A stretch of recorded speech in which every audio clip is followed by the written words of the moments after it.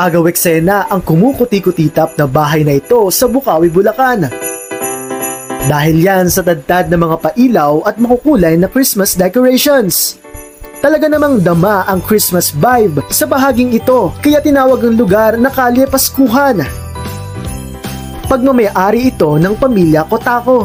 Taon-taon na nilang tradisyon na bihisa ng iba't ibang pampaskong palamuti ang kanilang bahay para buksan sa publiko. Kaya naman dinadagsa ito. Pagpasok sa loob ng bakuran ay bubungad ang marami pang palamuti.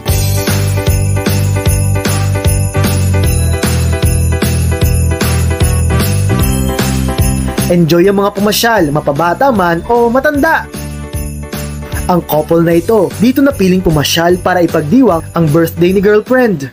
Birthday po niya. As always, lagi ko naman sa message na mahal na mahal ko siya. And sana magtagal kami as forever. Thank you. Sinulit na rin ng mga pamilya ang libreng pasyalan para igala ang kanilang mga chikiting. Kamusta ba experience mo?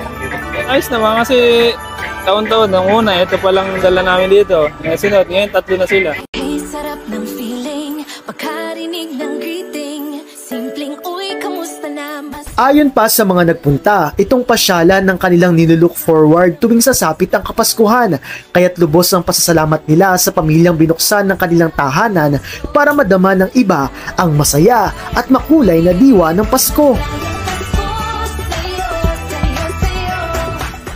Magtatagal ang atraksyon hanggang January 2 sa susunod na taon.